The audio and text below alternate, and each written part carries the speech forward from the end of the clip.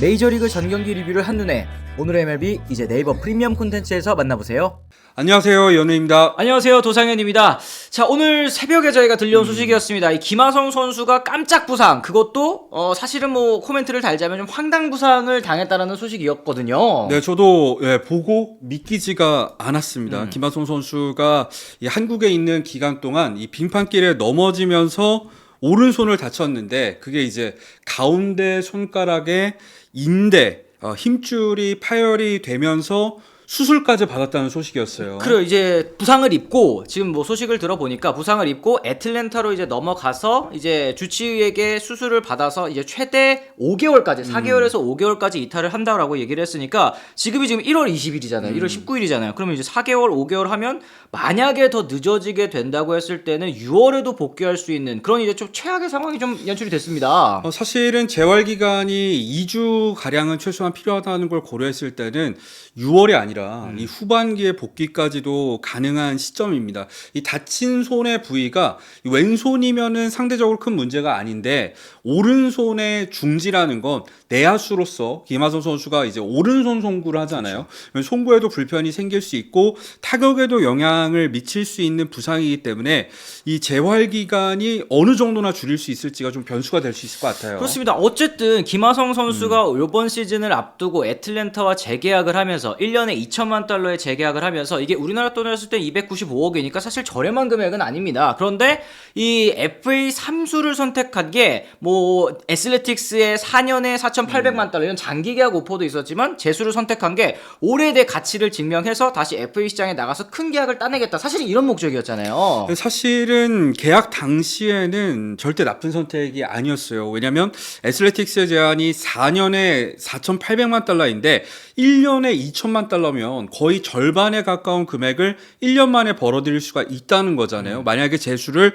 크게 성공하지 못한다고 하더라도 이 사실은 3년에 2,800만 달러 이상의 계약을 받을 수 있냐? 저는 충분히 받을 수 있다고 보기 때문에 그 선택 자체는 나쁘지 않았습니다만 결국에는 이 황당한 부상 이거는 사실은 몸 관리를 잘했다기보다는 어떤 큰 사건이 일어났기 때문에 오히려 불운했다라고 보는 게 맞지 않나 싶어요. 그렇습니다. 어쨌든 김하성 선수가 지난해는 잔부상 때문에 또 성적이 나빴었고 또 이제 시즌 막판에 애틀랜타로 이적하면서 건강하게 시즌을 마감했기 때문에 올해 한번 다시 반등해보자 이런 생각이 좀 있었을 것 같은데 KBO 리그 시절에는 사실 김하성 선수가 철강왕이라고 불릴 정도로 진짜 부상이 없던 선수였습니다. 뭐 부상 큰 거 한 번 있었다는 게 이 화분 깨진 화분 옮기다가 손가락 베어서 찢어진 거 이게 전부였는데 최근 들어서 좀 잔부상이 김하성 선수 많아진 것 같아요. 근데 사실 이 부분은 어느 정도는 분리해서 볼 필요가 있을 것 같아요. 부상이 최근에 맞냐? 분명한 사실이고 그 과정에서 김하성 선수의 이런 허슬 플레이를 하는 스타일 자체가 어느 정도는 영향을 미친 부분들도 있긴 하거든요. 그건 뭐 예를 들면 귀루 과정에서의 어깨 부상 같은 경우에도 누적된 충격 때문에 어깨 관절 아순에 부분적인 파열이 왔다는 게 뭐 거의 정설이라고 봐도 그렇죠. 좋을 것 같고 이 사실 허리라던가 이런 하체 부위의 부상 역시도 마찬가지인데 이번 부상은 그렇게 연결시키면 안 된다고 봅니다. 뭐 김하성 선수가 밝힌 대로 이 빙판길에 넘어진 거라면 사실 이거는 몸 관리랑은 좀 관련이 없는 부분인데 부상이 많았냐? 그 부분은 맞다고 봐요. 그렇습니다. 네. 사실 뭐 샌디에고 시절 기억하시는 분들은 다들 뭐 생각나시겠습니다만 그때 당시에 골드글러브 딱 타고 이제 한 시즌 하던 대로만 하면 1억 달러 계약 따낼 수 있다라는 이야기가 뭐 현지 매체에서도 계속 흘러나왔을 정도니까 기대가 정말 컸을 것 같은데 만약에 이제 7월 복귀 말씀하신 대로 뭐 후반기에도 돌아올 수 있다라고 하는데 이렇게 한 시즌을 마무리 지으면 과연 FA 시장에서 또 어떤 평가를 받게 될지 또 단년 계약을 해야 될지 아니면 뭐 단기 계약에 좀 만족을 해야 될지 이것도 좀 궁금해지는 포인트예요. 사실은 지금 FA 시장의 유격수 풀을 바라봤을 때는 김하성 선수가 재수를 선택하는 게 굉장히 합리적인 환경이 될 수가 있었던 게 김하성을 제외한 유격수 최대어가 JP 크로포드.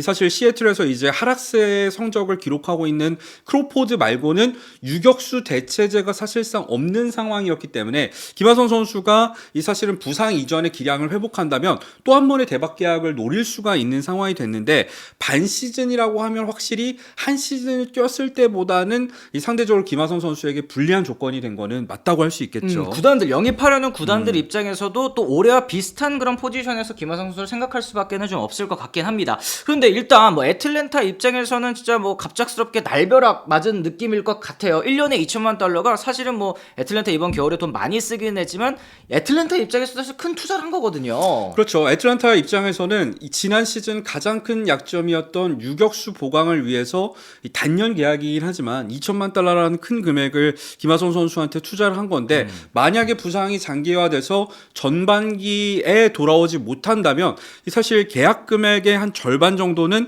날렸다고 봐도 되는 상황이 되는 거죠. 그렇죠. 네. 지난해 애틀랜타가 이 부상 때문에 76승 86패 지구 4위로 마무리를 했고 이 성적 반등을 위해서 수아레즈와 3년에 4,500만 달러, 뭐 야스트렘스키도 2년 계약으로 잡고 이글레시아스 재계약하고 김하성 선수까지도 이렇게 잡았는데 이렇게 되면 또 내년에 돈도 많이 쓰는데 또 이제 유격수 포지션이 일단 좀 비게 됐습니다. 뭐 다행스러운 부분이 있다고 한다면 애틀랜타 입장에서요. 일단 마우리시오 듀본을 영입을 했잖아요. 이 슈퍼 유틸리티로서 이 타격 성적은 조금 아쉬운 부분이 있습니다만 유격수로서도 어느 정도는 수비를 할 수 있는 듀본을 대체제로 이제 일단은 데리고 있었다는 측면에서 김하성 선수가 빠져 있는 동안에는 아무래도 듀본이 유격수로 나설 확률이 굉장히 높은 상황이라고 보여집니다. 그렇죠. 근데 듀본이 사실은 뭐 방금 말씀해 주셨지만 이 유틸리티 플레이어로서 더 가치가 높은 선수잖아요. 이제 골드글러브 두 번을 받긴 했지만 둘 다 사실은 유틸리티 부분 골드글러브였단 말이죠. 이 유격수 수비 이거 괜찮을까 싶기도 해요. 뭐 사실은 이미 벌어진 일이긴 하지만 유격수 수비만 놓고 봤을 때는 휴스턴으로 보냈던 이제 닉 앨런이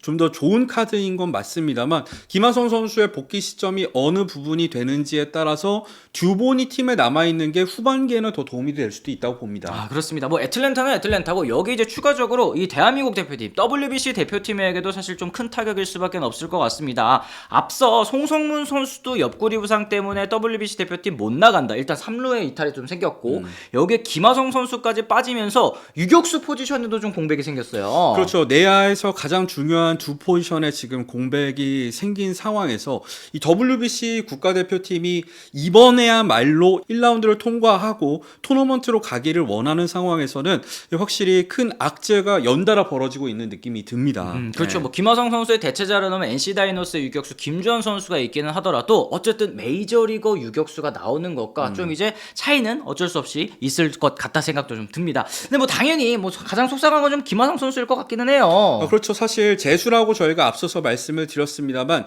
지난 템파베이와 맺었었던 옵터시 포함된 계약조차도 사실은 재수 과정이라고 봤을 때는 FA 3수에 이번에 도전을 하는 건데 지금 같은 상황에서는 확실히 불리한 환경에 놓였기 때문에 자칫하면은 FA 4수까지 해야 되는 상황에 처해진 그런 느낌이 있네요. 네. 역시 뭐 재활 잘해서 또 빨리 돌아와서 팀의 보탬이 되는 게 가장 우선일 것 같기는 한데 여러분들께서도 좀 놀라셨을 것 같아요. 왜냐면 이제 빙판길에서 넘어졌을 때 어떻게 해야지 또 이렇게 손가락 수술할 정도로 이렇게 다치는지 좀 궁금해하셨을 것 같은데 김하성 선수 또 빨리 쾌유하기를 또 빌어보도록 하겠습니다. 오늘 좀 저희가 김하성 선수의 깜짝 부상 소식에 대한 이야기 한번 나눠봤습니다. 이현우의 MLBTV는 비시즌에도 매일 있는 스토브리그 소식 영상과 라이브를 통해 전해드리고 있는데요.